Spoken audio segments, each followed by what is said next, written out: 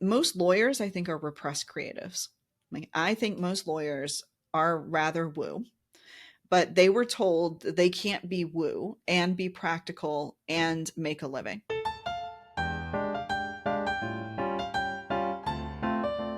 Welcome to You Are a Lawyer. Yeah, and I mean, I love that we have that tool because saying the things, finding that secondary emotion, that's the hard part, right? Yep. Nobody wants to say, well, I really feel devalued, but I guess I shouldn't feel devalued because I'm only working with him for this case, but it does matter. Right. Who wants to say that? But that's really what's happening. So Yeah. let's And you just say just use it. the word should. Right. Right, But you just use right. the word should, right?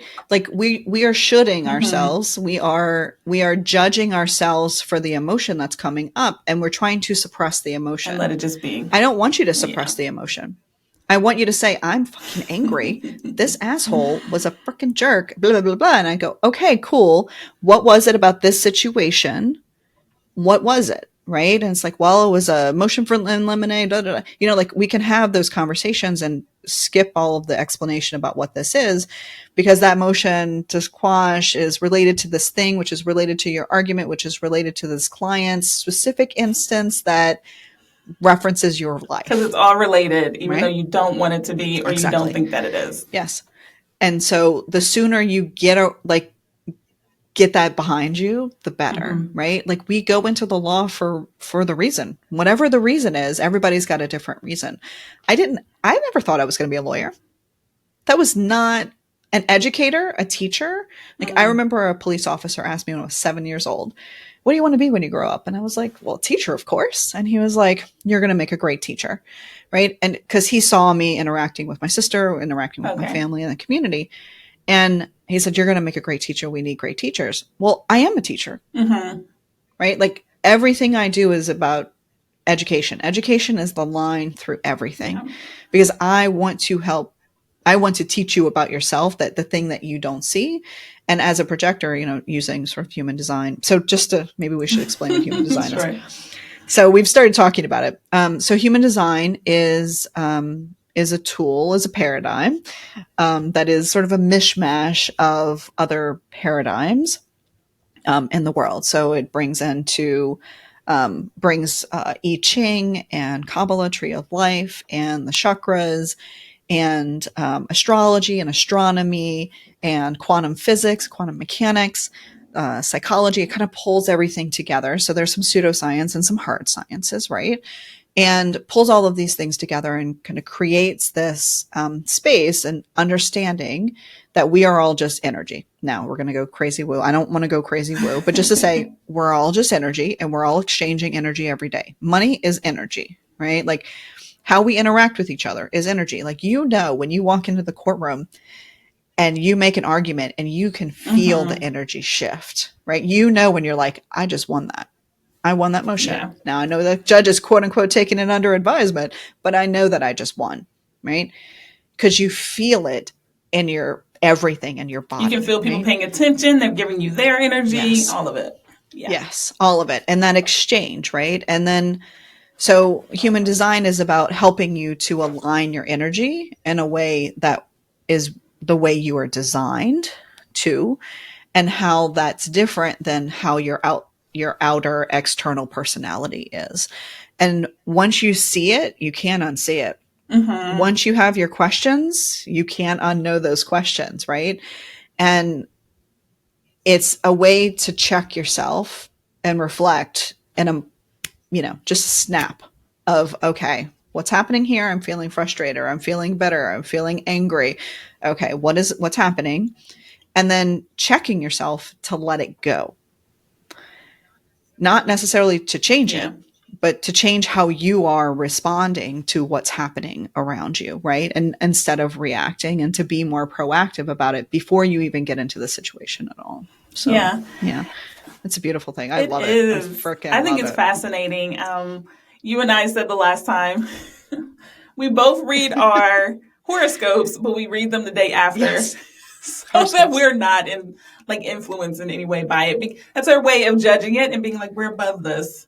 So Dana runs this course called the Heart Centered Lawyer's Journey. Yeah. And I was a part of that. And she was like, we're going to do some journaling. We're going to talk about our jobs. But there is a little bit of of woo in here. And it's just so fascinating. I think for her to come to like all of us institutionalized lawyers and be like, Mm-hmm. let's just consider, right? I'm not saying you have to go out and change your whole life and do all of these things, but let's just consider where the moon is Yeah.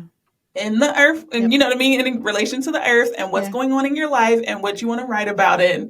And it's absolutely fascinating, right? And I'm like, Yeah. hey, let's do it. The planets are where they are, Mm-hmm. right? And this is one of the things about human design is that, and it's very interesting, especially as a social worker looking into family systems and understanding the relationships between parents and then when kids are born. Most people think, as sort of psychology has gone to the space where we think that we are the way we are because of our relationship with our parents, but in reality it's not that way. It's the relationship of our parents at the time that we were born and as we were growing, especially if you've got other siblings. It's the relationship between the parents when that sibling was Mm. born. And so that's why you can have 3, 5 kids from one family and they're all radically different, because it's the evolution of the parents' relationship during that, Hmm. during that space. And so, to your point about Dana, she also uses human design, like understanding. And I think that there's a piece of us that most lawyers, I think, are repressed creatives. Like, I think most lawyers are rather woo, Yeah. but they were told they can't be woo and be practical and make a living, right? And be safe and Mm-hmm. secure. And so someone has told them, you can't do that. You're not going to be able to make any money. And so you got to go be a lawyer. You can go to med school. This is my favorite, right? This is what I hear all the time. The parents say, you can go to med school or you can go to law school. And all the lawyers are like, I don't want to be with blood every day. So, Yeah. gone to law school, I guess. Only to realize when we get there, well, one, there's a lot of math, and two, there's a lot of There's a lot blood, of right? blood. Um, a lot of blood. And once people they make these choices, but they're making these choices because they think that they don't have any other Mm-hmm. choices, Yeah. right? And this is one of the pieces for me that I love when I'm working with lawyers, is that they really wanted to, they're a musician, or they're Yeah. a sculptor, or they're they do crochet or whatever, right? And like, they're a very creative person, but they don't know how to integrate those things. And for me, it's about helping you integrate who you actually are with the thing that you're doing every day, so that way you don't feel like you have to leave a piece of yourself at the Mm-hmm. door. I don't want you to leave a piece of yourself at the door. I want you to embrace all of the pieces of you, even the things that you think aren't great, I think are freaking amazing. And let's integrate Yeah. those. I Yeah. remember I learned how to Yeah. crochet the summer before I went to law school. And when I tell Oh. you, I was in tears when I made my first scarf. It was wonky, the edges were all off, but I was like, this is one piece of thread. It blew my mind. I was just like, I feel myself crocheting and I feel myself doing it. And then it turned into that. Oh my goodness. It was so beautiful to me. But it's funny Yeah. because I went to law school in Louisiana.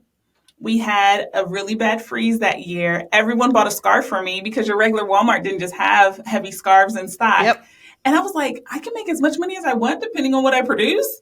And right there, I was like, oh, because I had never considered being an entrepreneur or business owner, any of it.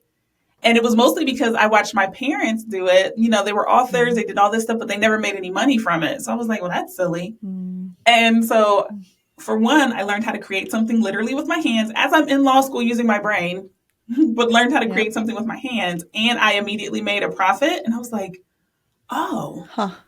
this Yeah. is fascinating. Yeah. So, Yeah. yeah.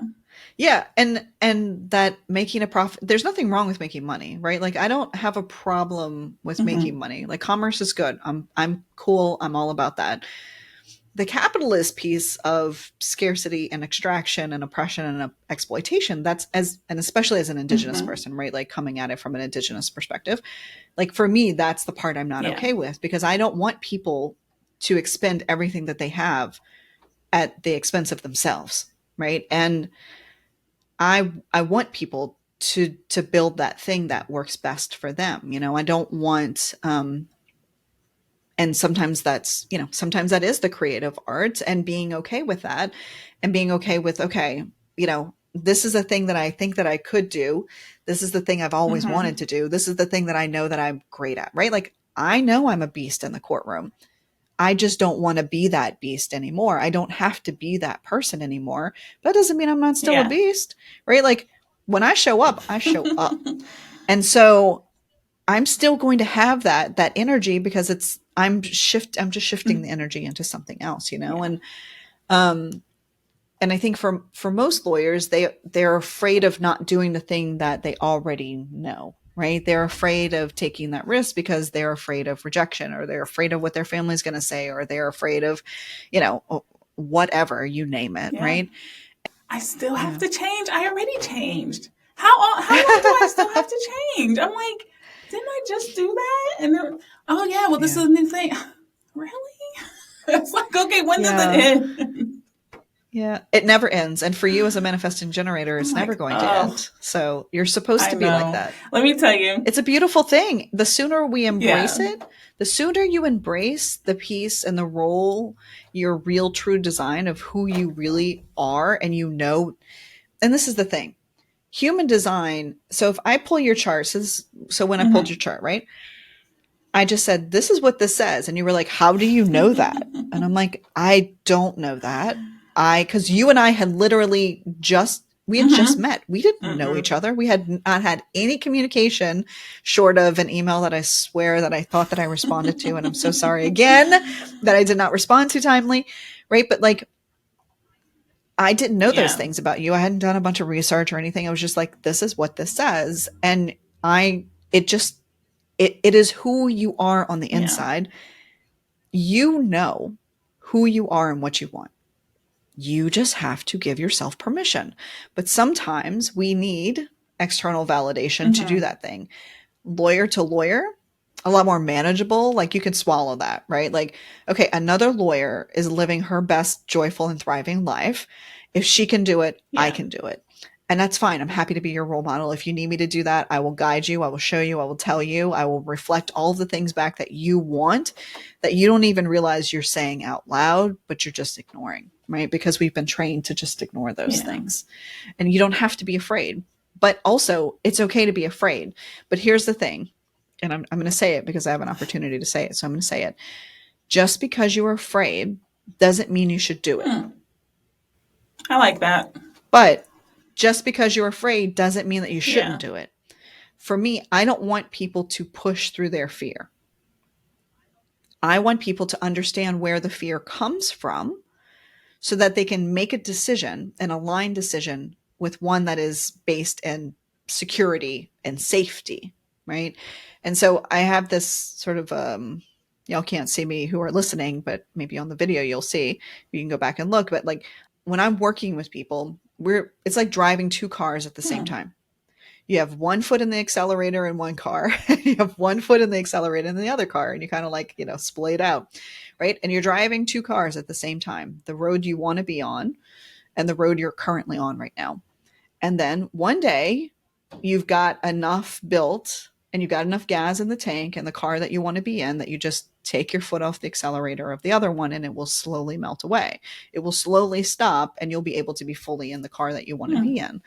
And the sooner you realize that you are allowed to be in a different car, the sooner you will get to the place that you want to be, right? Going in the direction that you want to. It's And so hard while you're driving those two cars.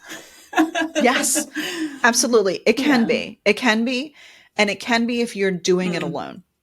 Because everything around you, I call it the swamp monster, everything around you will try to convince you that the thing that you're doing is not right. Because the thing that you've already chosen feels easier. Mm-hmm. Yeah. It only feels easier because it's comfortable and it's a thing that you know. But the thing that you really truly know is the thing you've been ignoring inside of you. That's actually your car. You're in the wrong car if you're comfortable, right? Like, if you're just doing all the things that you think you should be doing, or that somebody told you that you were good at, or you've been on this road.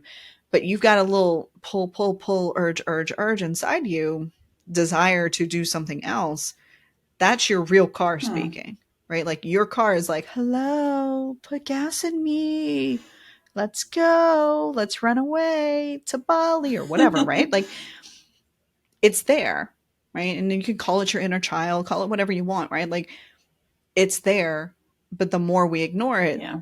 the the worse we are in our lawyer life, because then we're trying to overcompensate for the thing that we're ignoring. When in reality, if we just accept the thing that we've been ignoring and give ourselves permission to integrate those things, you can have a joyful and thriving lawyer Yeah. life. But the sooner but you have to be able to have those conversations. And so to your point, yes, it's hard. But I say it's hard work, HARD, but it's also heart work, HEART, right? Like it is both. You can't have one without the other. You can, but that leads you to the place you don't want to Yeah. be, Because it'll be right? That's the shallow. intellectual Yeah. self speaking, right? And we're taught to, like I was saying earlier, we're taught to separate these things. We're taught to separate who we are from what we do. And there's nothing wrong with that when you are advocating for your client. The problem is when you close your door at night and you have to go home and you don't know who you are, and you just go through the motions to get to the place that you want to be. But you're never going to get to the place you want to be because you think that you're on this path that has been set out for you. In reality, you shouldn't be on that path at all. But the only way you're going to know that is if you do that deep reflection, you do that hard work, you do that heart work. And to the point that we were making earlier about therapy, like therapy is amazing. Yes, absolutely go to therapy. But therapy is not focused on future action. Therapy is focused on past and present Hmm. reflection and digging, but you have to do something with it. And therapy, the traditional structure of therapy is talk therapy. You just go, you just get everything out of your system, and then you just go about your Hmm. life. But there's no action that necessarily will come from that. And some therapists will give you homework, but it's more than that, Yeah. right? The homework of what you need to do or what you need to say to somebody is not necessarily the direction that you want to go in your life. It's about managing your current reality so finely that you can actually function on a day to day, as opposed to making long term plans about where you're going and what your business is going to do. I mean, like, yes, I'm working with lawyers in their careers who don't own their businesses and their firms, but I also work with a lot of lawyers who own their own businesses and their own firms, not even necessarily legal related. And, you know, services, helping them price themselves. Like I have a pricing tool, a capacity calculator where I built these things for myself because they didn't exist. Making sure that I'm making a profit and I can pay my taxes, and also that I'm pricing myself Hmm. appropriately, and that my services and, all of those things, and helping lawyers basically undo the structures that they modeled from big law, which is built to oppress and exploit you, right? That extraction of everything that you have to build the businesses that actually work for you. And it's the same concept, and when you're working with lawyers with their careers too. So is So that what you like about coaching, that it deals with the future, whereas the therapy part is all the past? yes, and that it's important that we're looking at the Mm. past. Absolutely. We're going to look at the past. Like, don't you worry, right? Because I need to understand how you got where Yeah. you are, right? Like I need to understand the decisions you made and the messages you heard that have put you where you are right now. The coaching piece for me is about, okay, now that we know this information, what are we going to do Mm. with it? Okay. We're not, because once you know something, you can't unknow it. Once you see something, you can't unsee it. Now, you can choose to ignore it, but if you choose to ignore it, then you are deciding that you're not worth it. You are deciding that you don't value yourself and your happiness and your joy enough to do the thing that you know you need to do for yourself. Is there unlearning and deconditioning and all the stuff that needs to happen? Absolutely. Right. But when I'm working with lawyers, I'm usually working with them from like a 3 to 6 month initial. And then we're usually then working monthly, and I have groups and stuff. And so, like, I've created the support systems that they need to keep them going in whatever phase that they're in at that moment. And part of coaching for me is that we are never done Yeah. evolving. And as an entrepreneur, you're never done evolving, right? Like entrepreneurship is literally personal I know. development, right?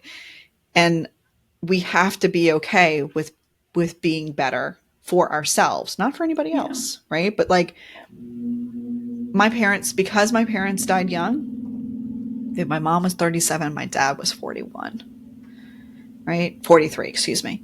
I did the math wrong once. My brother corrected me. So my mom was 37, my dad was 43. I mean, That's young. I'm now older than either of them ever Yeah. were.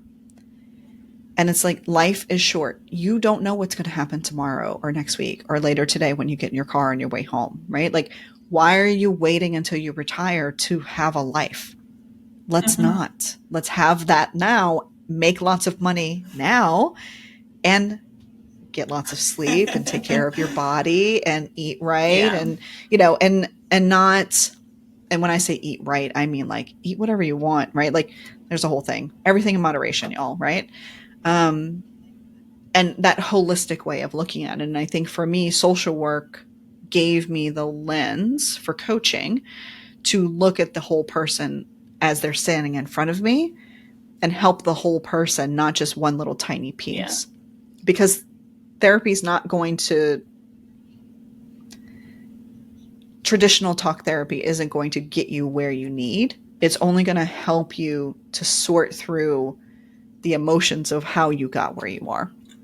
But it doesn't necessarily take you to the next piece. And don't get me started about the therapy model, because therapy, the model of therapy, right, is built in a way to keep you to go Mm. forever. I don't want you to need me, right? Like my first podcast, and I'm releasing the second podcast. This first podcast is what would Sheila say?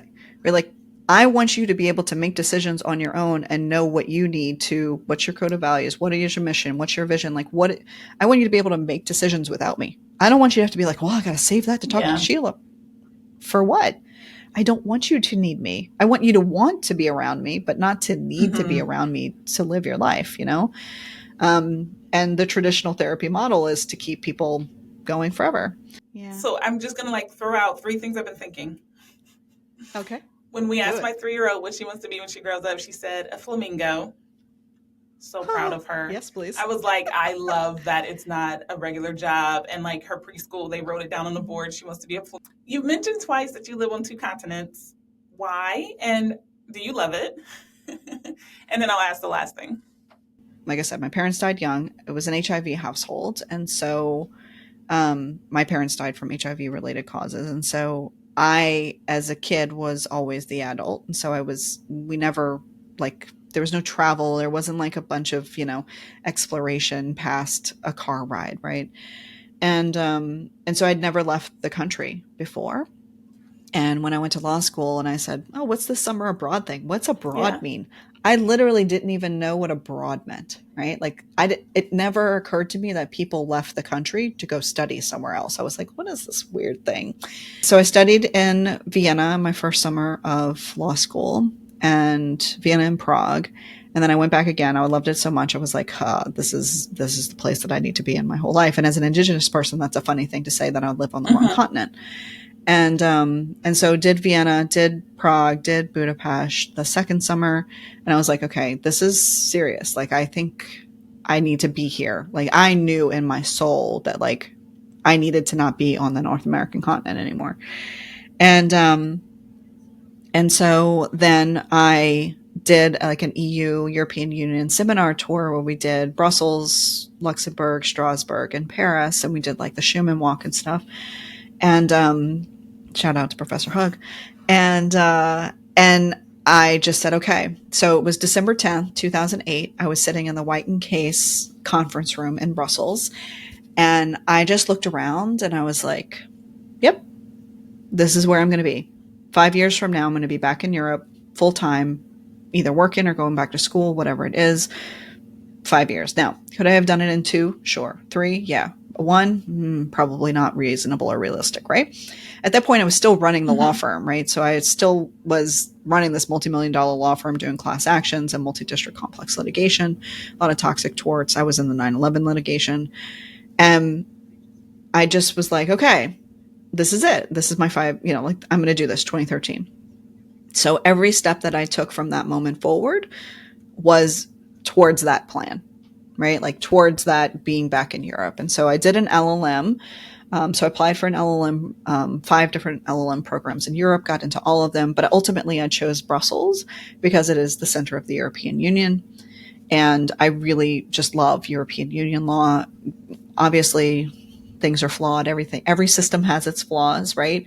But the freedom of movement, the freedom of, the freedom of, and the right to work and the right to education and all of those things, Universal Declaration of Human Rights, and how everything is connected and integrated in that way. I was like, these are my people, right?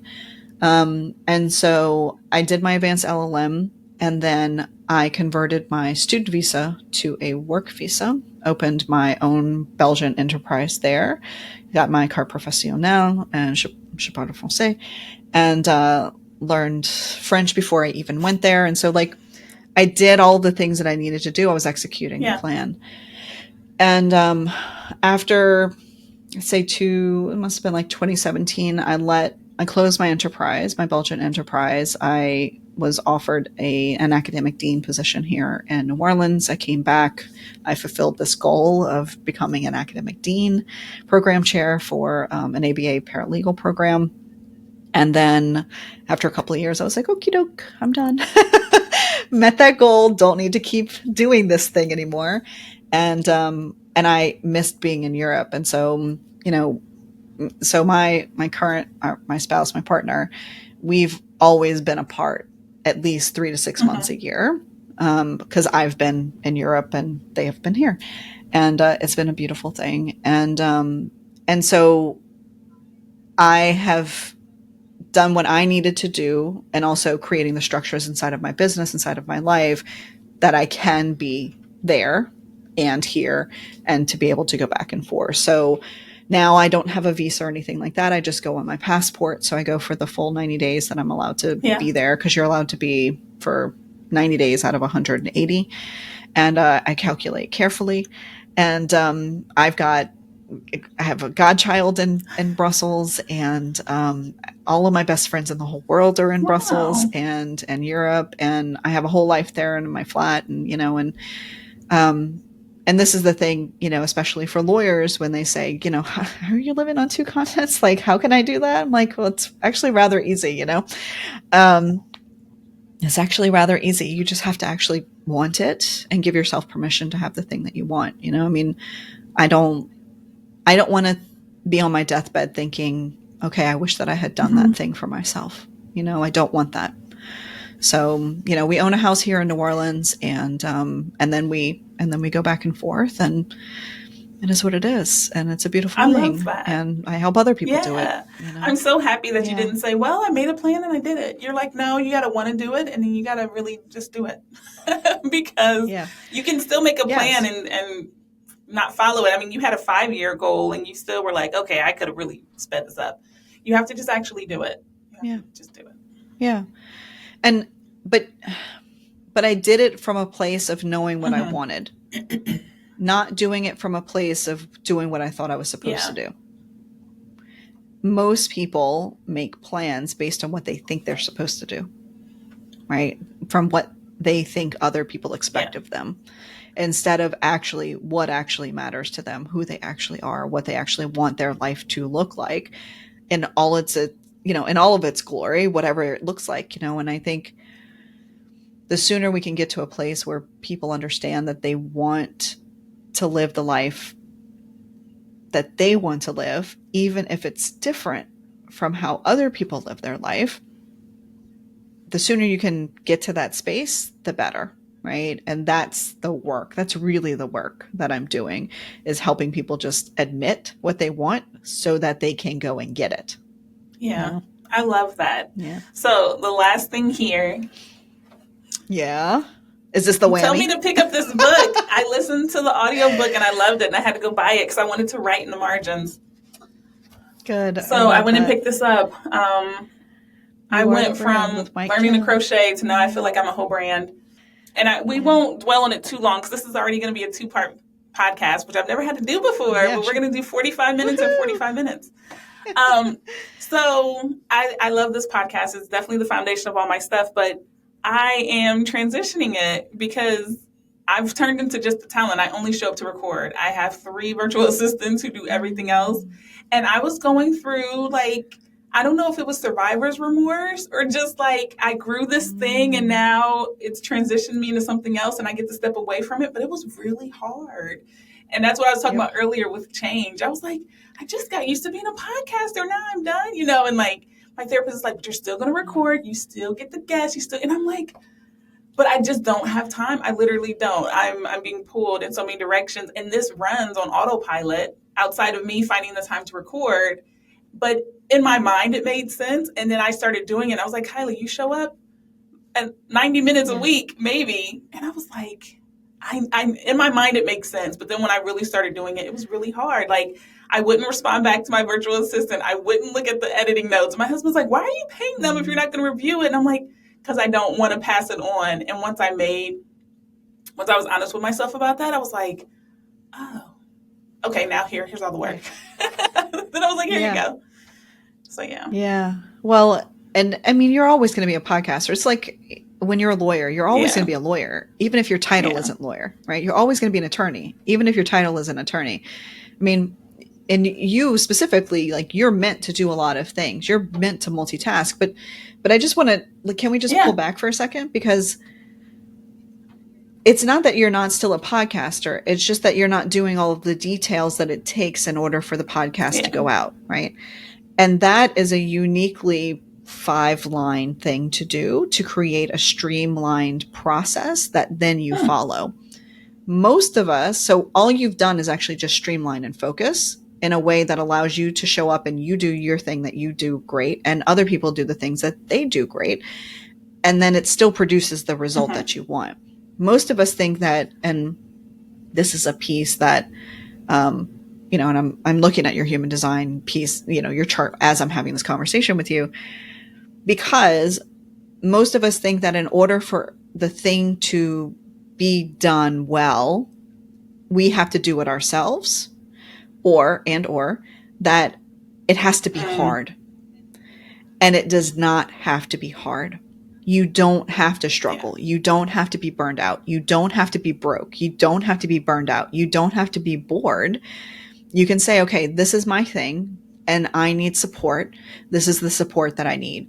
Because usually what happens, especially with lawyers, is say, I don't have enough time. I don't have enough time. And I'm like, no, you have enough time. Number one, you make time. Time comes Hmm. from you, right? That's one thing. But two, you have enough time. What you don't have is enough support. You don't have the resources. Now, is that because you're trying to prove yourself? Because you don't feel like you deserve to have someone to help you? Or is it because you're avoiding the confrontation that you're going to have about the truth about what you really truly want out of your life, right? Are you pretending to have all the answers and you don't want anyone to believe that you don't have all the answers and that you know what you're talking about, right? Are you thinking about all the things that don't matter? Are you, what is Ooh, I've had happening all these that's conversations. I'm keeping? sorry. I'm just like, oh, I remember those. Because you want Yes, success, and then you're right? like, well, what does success look like? It looks like traveling and compromise sometimes and flexibility. Can you do that? Yeah. Will you show up when the opportunities present themselves? Yeah. Yes. And will you give yourself the real permission? And for you, as a sacral authority, the way that you're designed to make decisions is different than the way I'm designed to make decisions. There's lots of different ways, right? Y'all, you don't have to worry about all the details, y'all. But just to say, like, you're a whole body hell yes. Like, if you have a whole body hell yes, you need to do it. But there are some of us who have a whole body hell yes and shouldn't Mm. do it. And the sooner you understand the distinction and how you should make decisions, and I don't like to use the word should there, but I just used it, but how we are designed to make decisions, how each of us are designed to make decisions, and you give yourself permission to follow that, the quicker, I mean, like flash, quicker you will get to where you want to be, because we let go of all these things that aren't ourselves. We can literally, figuratively, pull back those layers, let that costume go. There's this quote from Ram Dass that I love, and it goes something like this. I'll just paraphrase, but basically, most of our adult lives, we're convincing other people that their costumes are on Hmm. straight. And it's this, the perspective is that we're just trying to convince everybody, like, you're good, don't worry about it, you're good, I know you feel weird right now, but just keep going, you're good. As opposed to, okay, you feel weird, you feel like your costume's falling off, well, maybe it's not supposed to be on. Maybe you're not supposed to be wearing that title, maybe you're not supposed to be going down Yeah. that path. Like, let's slow down. And I have what's called the dip, like in the work that I do, because you will come in and you'll be on a high and you'll be like going a gazillion miles an hour. And then as we peel away all of those layers, there will be a dip of, okay, now what's happening, where things really feel like they start to slow down, which can be very scary for people because they're used to go, go, go, go, go, go, go, go, do all the things, just survive through the day, just get to the other day, just get to Friday so that way I can drink and sleep all weekend or whatever, right? To like numb the pain of my life that I have in this toxic place. But once you slow down, then you will pick back up. But when you're going on the other side of that dip, you're doing the things that light you up, that feel good. You don't even notice that you're going a million miles an hour because you're going a million miles an hour with all of the goodness and joy and thriving feelings just like pouring out of you, right? And instead of that brokenness and that burned out and all of the things that we generally carry with us, and understanding when that shift happens, that not self piece of ourselves, when it starts to show up, for me. So I just kind of named yours, right? But like for me, it's holding on to things that aren't good for me anymore. And I do that in relationships. I do that and I did that in jobs, right? In jobs that were not right for me. And not just relationships, like romantic relationships, people that I thought were Mm-hmm. friends, people that I thought that cared about me, holding on to them when they weren't good for me anymore. Um, Trying to attract attention is another one for me, like waiting for people to notice that I was overwhelmed. Well, nobody's going to notice that you're overwhelmed. You have to tell people that you're overwhelmed. And this Yeah. is a thing. It's so funny, if I can give an example, are Yeah. we're good. If I can give you an example of how, when the first time I realized that my exterior did not match my interior. So I was having a conversation with a coach who I no longer have because I fired her. And we were having, she was gaslighting me, right? She had her own work that she needed to do. There are a lot of people out there who say that they are coaches who should not be Mm. coaches. So if somebody's not working for you, just let them go. I'm just going to give everybody permission to do that now.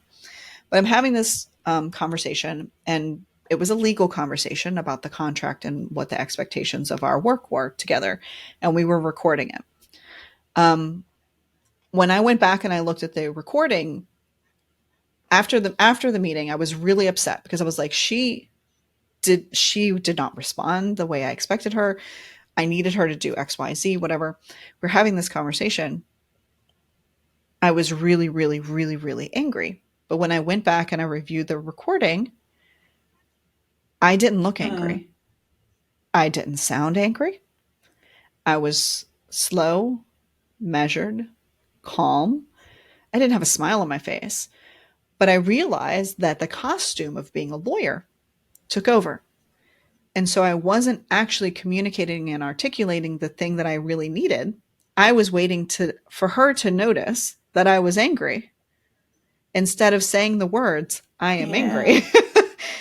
And, you know, we have to know the things that are, not to use like a woo woo word, right? But like our shadows, right? The things that are there, not to ignore them, not to put them off, not to delay them or procrastinate dealing with them, but to see them for what they are. They are literally our body going, hello, pay attention to this thing because this isn't right for you Mm. anymore.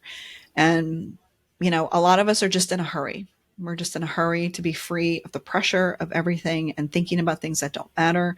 And lawyers are really great at overanalyzing and overthinking and laying awake at 3 a.m. staring at their ceiling, thinking about all of the things that they think that opposing counsel is thinking about, which they're not because they're sleeping, I Yeah. promise you.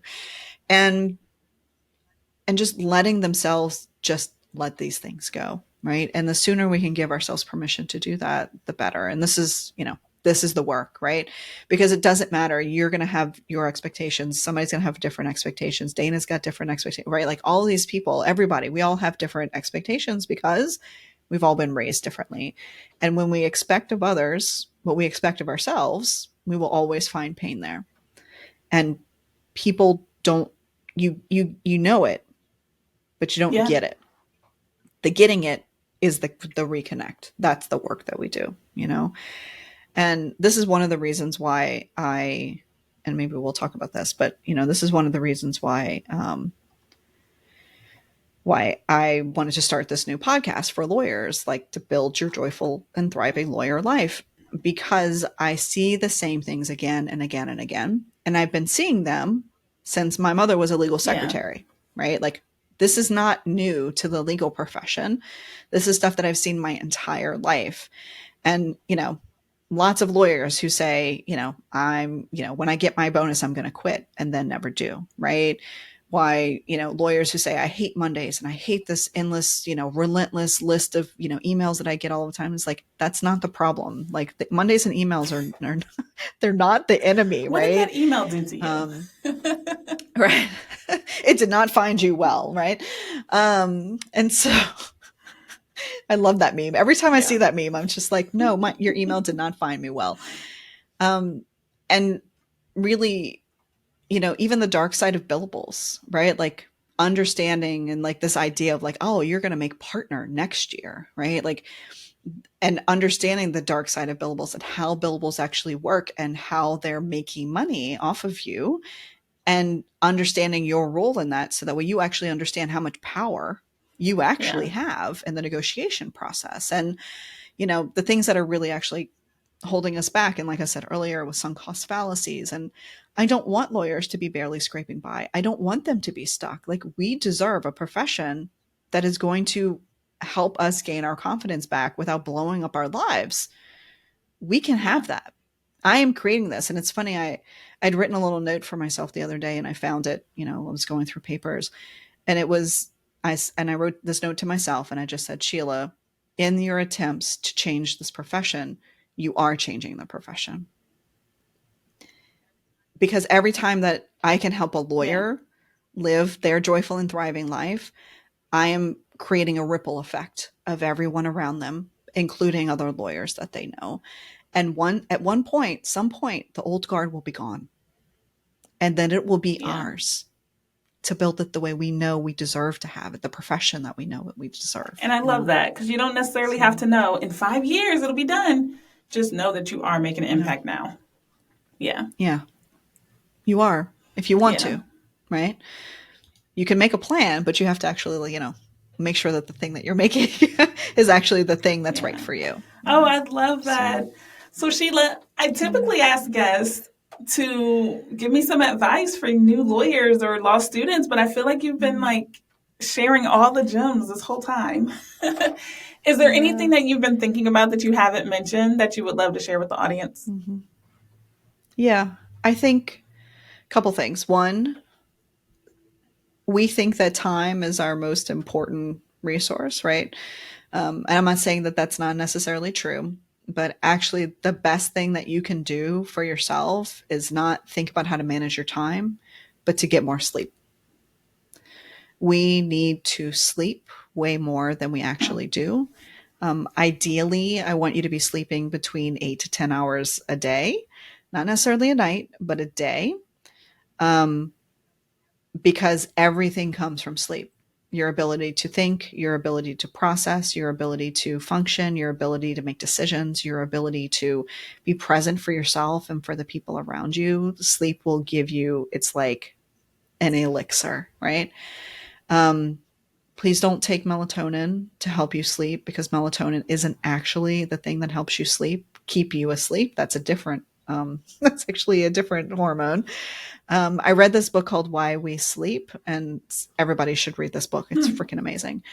Um, and it's like a summary of all of the sleep studies that have ever Yeah. been done, and why we sleep and how REM works and how, long-term memory and those sorts of things. But the four most important things: sleep, sustenance, sports, and then sex.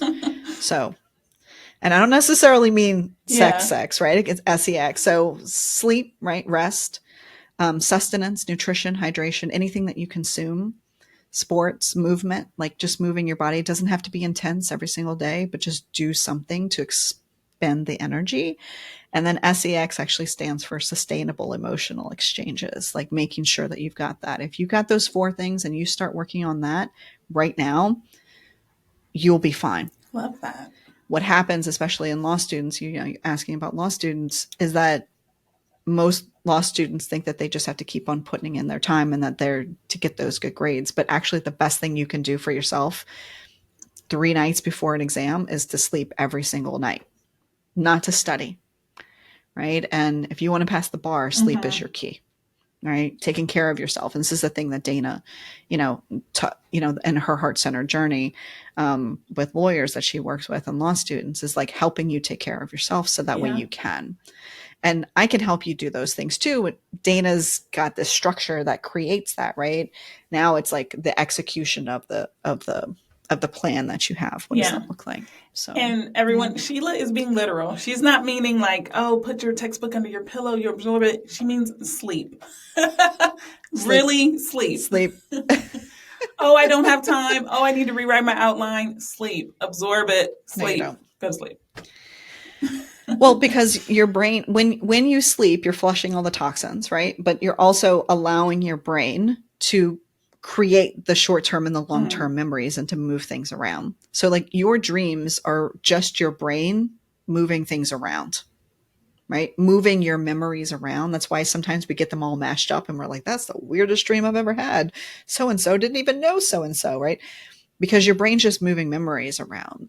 And the sooner that you accept that sleep is your friend and the best piece of healthcare that you can do, it is not working out. It is not eating right. Like, you can't eat right enough or work out enough to overcome a Hmm. lack of sleep. The body degrades. Sleep is the thing that sleep is the thing that we need. And I wish more law students would do that. I wish everybody would sleep more. Yeah. So Okay. I slept 10 hours last night. I It was slept beautiful. 3, but I slept really well the night before. I know, but I told you the whole hair dye thing. I have a lot of stuff, and like Yeah. what I do when I'm trying to avoid thinking about stuff is I stay up late so that I'm exhausted the next day to make the time go faster. It's a terrible cycle. But I know why it We can happens, talk and I'm about that really looking offline. forward to something this weekend. And I need to be like, it's still gonna arrive. You still can sleep. Yep. You still, Time is still going to yeah. Because pass. like with my Right. daughter, when she gets real snippy, and I'm like, you need your sleep, but she still sleeps 10 and a half hours. She'll go to bed at like 8:30 and wakes up Mm-hmm. at 7:30. And she's not another person, but her brain has been moving those Yeah. memories, and she is refreshed and she's ready to Yeah. go. And I'm like, yeah, I know Yeah. sleep is important, but yeah, last night I was just being rebellious. I'm like, and I'm Well, up that's your, watching TV I've seen before. I'm not even watching new stuff. And I'm just like, yeah. Yeah. That's not, I know, it's yeah. terrible. It's not restful, right? It's not restful. But I mean, I don't think you need to judge I it, know. right? Like, I don't think you need, like, it's maybe not the choice that you would like to make, but maybe the choice that you did make, and that's Yeah, okay. It is what it it is, right? is. But me with my Um, full body, hell and yes. I'm like, I have some decisions to make. I need to just make. And then I can stop yes, torturing myself. but part of that is your design, Yeah. though. The going full speed and then like crashing. Right? And so understanding that and accepting that like you have a Yeah. specific way that you are designed to function, um and not everybody can sleep until all of their energy expended, and you're one of those kinds of people. Like, you need to be able to expend all of your energy. For those kinds of people, I tell you, like, do jumping jacks, like do some planks Yeah. before bed, and you will, like, to be able to wear yourself out, right? But like, I have lots of ways that I help people sleep and stay asleep and create those schedules that work for them. um, and so it is time management, but it's not really, it's more energy management and what works for you, and everybody is different, right? And that's why you have to take it. There's no one Yeah. answer for everyone. The answer is whatever works for you. But the only way we're going to know what works for you is if we go dive deep about how you got where you are and what worked and what didn't work. And then what do you actually want to do? What do you know you want to do? What do you feel is right to do? And really digging into Yeah. that, Which is the classic lawyer Yeah. answer. It depends. It depends. It depends on you. It depends Yeah. on you. Right? I love Exactly. it. You depend on you. So Sheila, thanks again for spending your time with me while you were on the North American continent. I appreciate it.